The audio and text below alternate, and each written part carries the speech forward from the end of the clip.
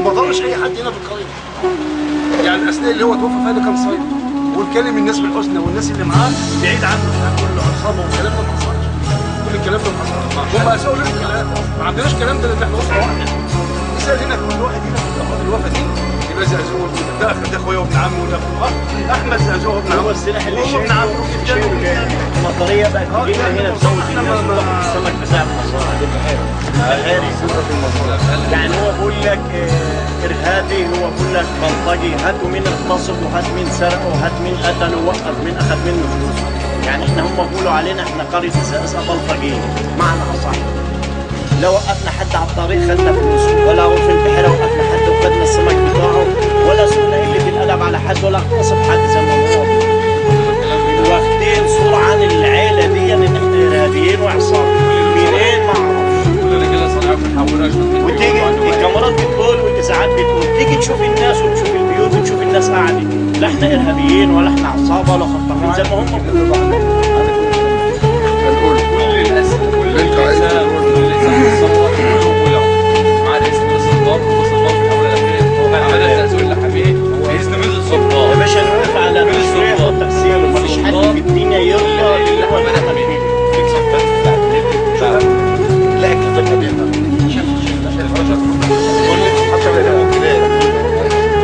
والله شو هو عمل يقول هو مات راح يضرب اللي جابت ولا حي انا ولا جبل هذا ضربوه بخشبه مات خلاص ليه تولع في الحي ولا بالحقيقه هو يعني مقبول ولا بالحقيقه كده كلام من الرضا كلهم من حرام عليكم انا مسلم ولا هو بقول لك بالله انا استاذ بطل على ما مصعب ده حماده ده كان بيصرف على بيوت الناس يا فاهم بس ميته وناس بالسن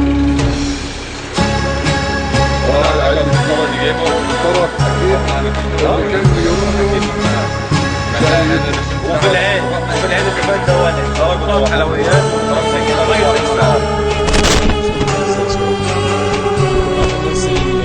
بعض الشباب هنا راح ننزل الحسكه في الكنال، فما بنفكها وكده حصل السيد رجب زعق لحماري فحصل مشاجره بقى والناس وقفت على الكوبري تلقى الازايز. السيد رجب زعق لحماري هو اللي بدا سبب البدء، يعني سبب المشكله ايه؟ بدات ايه؟ تقول له ما ينفعش في واحد يوقف بالسلاح، ما ينفعش تقف كده ويزعق له يعني الحاجه كل عامل اللي انت عايزه اعمله لك. فبقول له الناس زعلاني، قال له حق الناس على دماغي اتكلم عن زعل نفسك بس. فهو بزعق كل اللي حمل عايز منه ايه يهدي ما يزعقش يعني وكان هيمشي حمله كان هيمشي. فاللي حصل بقى اللي زعقوا مع بعض اجى ازايز لقيت على ازايز كلنا من على الكوبري من اهل وطني. ففيش في شاب من اللي كان منزل معايا الحسك اتعور خدته ورحت الازمه 5 دقايق لقيت واحد جاي ميت على المكان. ناس جايبينه هنا من الزقازقه برضه وجايبينه ده مبهدل خالص متعور جامد. محمد ربع الزقزوق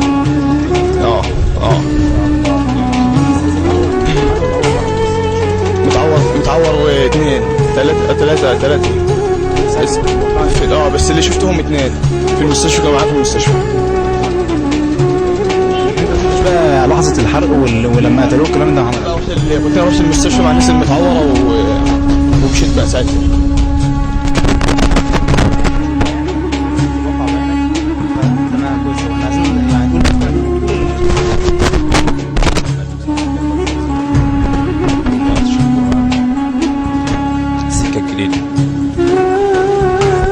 ابو شهاب في الوقت ده جاي كان واقف في الرقم على على الكوبري بتاعي اللي هو اللي هناك ده. فابو شهاب كان نازل محمل لانش وهينزل الميه فنزلوا فوقفت اتفرج. فساعة ما نزل كان السيد رجب في قلب المية، له هناك حاجة بيجيب منها سمك كده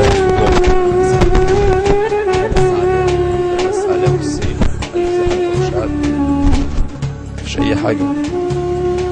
فشوية وقام نازل عليه عيلين في ايدهم سلاح، فقام قايل له انا مش قلت لك ما انتش تنزل بسلاح؟ فرد واحد من الواقفين قال له انت مدير الامن؟ قام فسيد قام جه على حماده وزعق، فقال له يا عم اسكت واللي انت عاوزه اعمله لك. فزاد في الزق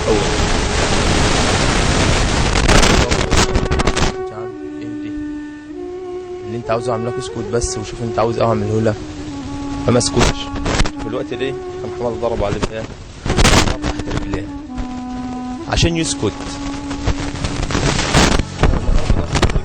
ما اسكتش، زاد اختار وقعد يشتم في بلده عشان ايه الناس تهيج. ففي الوقت ده قام واحد من اللي واقفين قام ازح ضرب مين السيد في صدره بالدبشن، فضربه خبطه والتاني، فقام حماده شده من رجليه سحبه على البار. السيد ما اسكتش، سحب الواحد من اللي معاه شده طلعه على البار، قال له اسكتوا. ضربه بالقلم، ضرب اللي معاه ضربه بالقلم، قال له اسكت محدش يعمل حاجه ضرب شويه تحت رجلين السيد هاج، البلد هاجت، قام السيد طلع يجري من الميه، طلع على البار. فلما طلع يجري على البار طبعا البلد هاجت، في واحد اكل رصاصه في رجله او في بطنه، انا ما اعرفش مكانها فين بالظبط، من اهل البلد من هنا. ما اعرفش بقى، لان كان في ضرب نار من الجهتين، يعني في ناس ضربت نار من البر الثاني بتاع الرقم. حتى اللي ميت من عندهم كان بيخلص، ما كانش لا ما كانوش اي لو ميت من صدره من قدام هيبقى مقتول من ناحيه الرقم، لو ميت من الظهر من ظهره كده هيبقى ميت من ناحيتنا من هنا. لكن هو تبع بقى وقت الموت، ما اعرفش هو ميت من هنا رصه داخله منين بالظبط. فالسيد طلع يجري من الميه، فلما طلع يجري من الميه كان الناس هجمت على العيال اللي ما حماده، كان حماده بيضرب في العيال دي، يعني هو لاخر دقيقه ما خلاش حد يضرب رصاصه ضرب، كان بيضرب فيهم مش عن الناس. طبعا اتحصروا حصره جامده فجرهم. فضل حماده واقف في ظهر، لا في ظهر اللانش الواحد. في الوقت ده كان السيد جاب شبشب ونده اول على البار، هات جاز يالا. فواحد قبله بجيركن ازرق، حدف الجيركن وهو نزل على العربيه، كان في الوقت ده شبشوب. كان حماده واقف، يعني مثلا العربيه كان حماده واقف في ظهر العربيه من ورا، فقام اكل الخبطه. انا رحت على حماده نايم في جنب على جنب الميه مخبوط قطع خالص، مفيش في اي نفس، ميت في قلب الميه بالخشبه ميت. فالوضع بدأ بقى يشد بقى والناس هاجت. في الوقت ده انا خدت اللي ميت من عندهم شلته ورحت وديته فين؟ وديته لما في نص الطريق كده شلته في عربيه وجاي. كان في برضه واحد من عندنا اللي هو محمد ربيع، ده كان جاي برضه معدي كده في الوقت ده برضه مغير وشال شنطه اليوم. فلما نزل قال له مزازقاله ده في الكلام ده في وسط الحوار، بس هو كان في مزازقاله، فاكل خبطه جرى من حلاوه الروح، جرى زي مثلا جرى 20 متر والناس لحقوه. كان في 5 تنفار بيضربوا فيه. فرحت لقيت واحد من هنا يعني بيقول لهم خلاص هو مات، هو كان يعتبر مات، ما عادش حد يضرب فيه، حتى اللي راح يخلص يعني قام واحد خبطه بإزازه فيه في دماغه. ده يبقى عم السيد رجب اللي خبطه، ده عم السيد رجب خبطه بإزازه في دماغه. فقلنا له بس عشان مالوش لازمه، هو مات خلاص هنشتله ونمشي. فاشتلته وراه على الميكانيك وجبناه وجاني.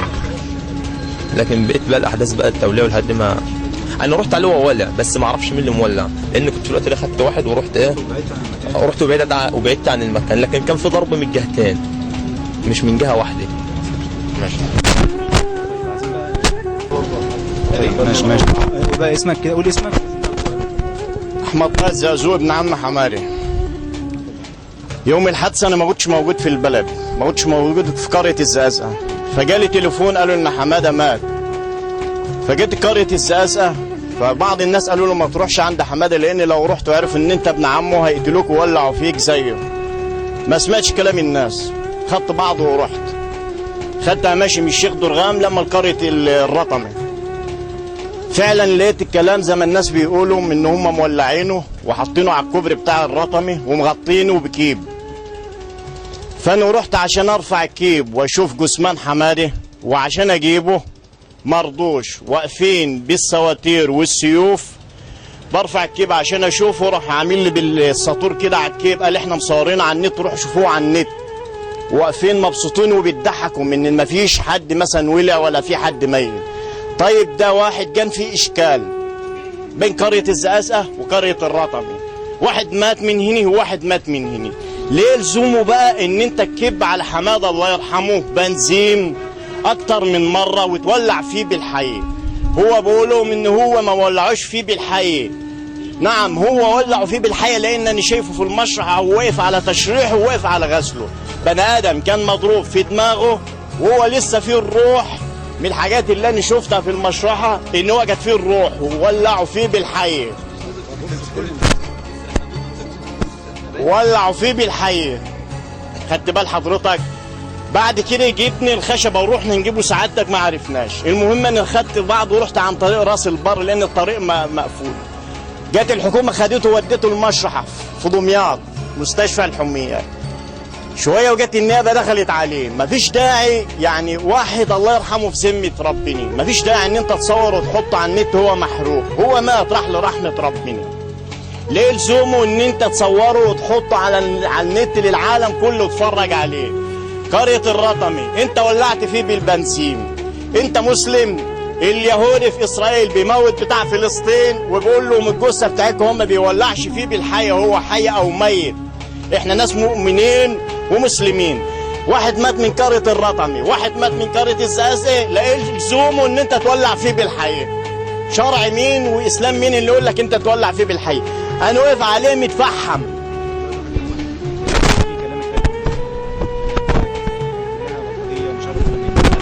انا اسف في الكلام ده يا باشا. المحطات قالت والصحافه قالت والمحطات الاذاعيه كلها وعلى الفضائيات قالوا ان قريه الزقازقه ناس بيتاجروا في السلاح، ناس بيتاجروا في الحشيش، ناس بيختطفوا الناس ويغتصبوهم. هو كل اللي بنطالب بيه سياده القانون، تمام؟ ان يعني زوجته اتهمت ناس محددين باسمائهم، تمام؟ ان الناس دي يتقبض عليها وتحقق معها، تمام؟ وكل واحد يعني سياده القانون.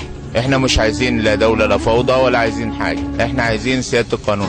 وفي نفس الوقت ما يجيش يتهم عائله تعدادها بالالاف، قبيله، ان هم كلهم مجرمين بس. وقريه مثلا الشيخ درغام دي يعني تعدادها مثلا حوالي 30,000، كل القريه بقت مجرمين بس. احنا ما نطلبش حاجه اكتر من كده.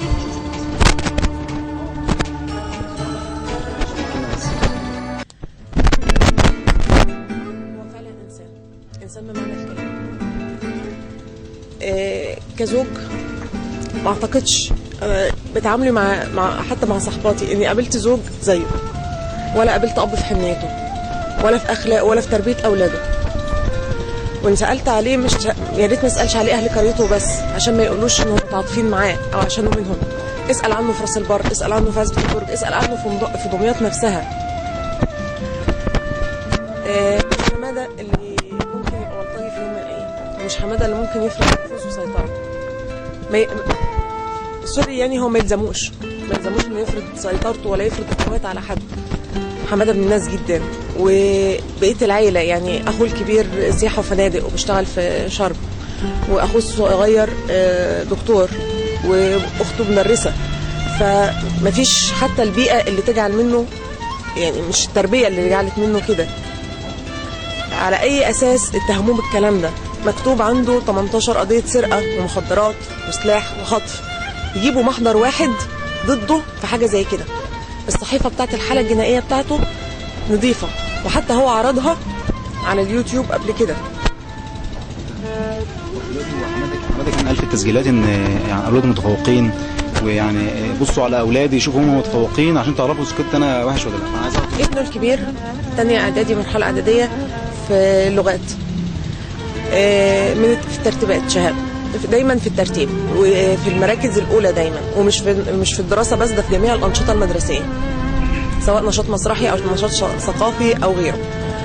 بالنسبه للبنت 10 سنين برضه في نفس التفوق، وفي مدرسه تمييز لغات خاصه كان شهاد فيها قبل ما ينتقل للمرحله الاعداديه. الطفل الصغير عنده 9 شهور، لسه تمام 9 شهور دلوقتي. برضه ما اعتقدش ان في انسان بالشكل ده هتكون برضه زوجته حامله البكالوريوس،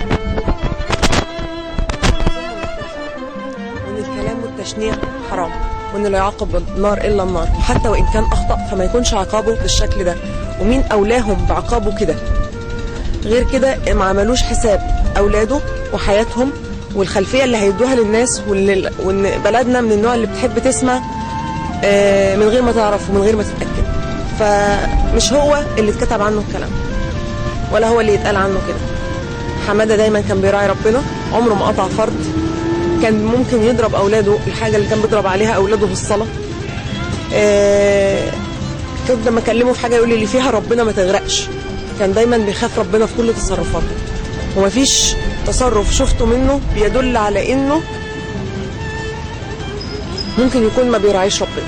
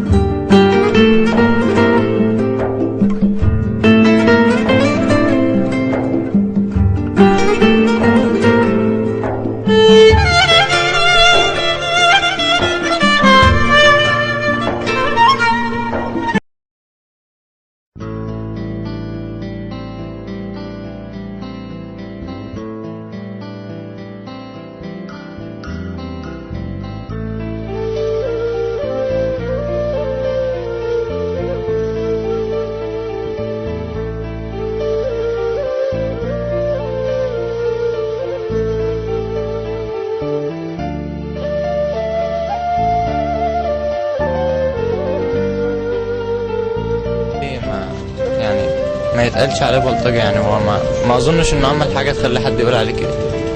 هو كان مثقف جدا وكان شاطر جدا، طبعا مدرسينه لما كانوا بيقابلوني كانوا بيقولوا لي كده.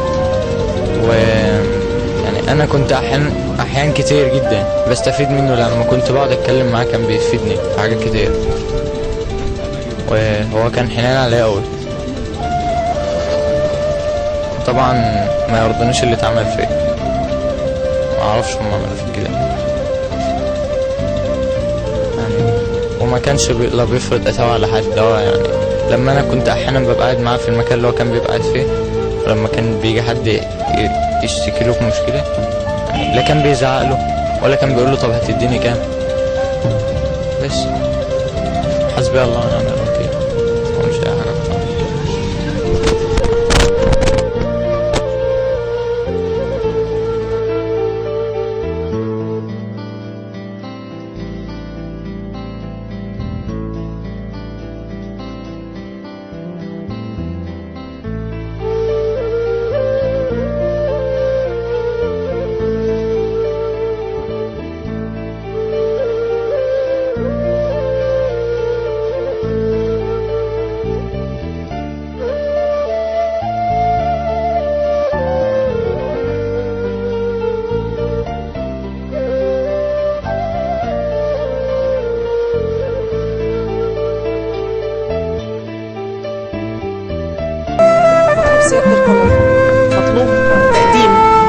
القتله والمشنعين للجثمان للعداله. في شهود عيان على الواقع وشافوا مين اللي عمل كده بالظبط، لان في بعض الجرايد كاتبه ان صرحت الاجهزه الامنيه بان الموضوع تجمهر وانه ما يقدروش يحددوا مين اللي قام بكده بالظبط.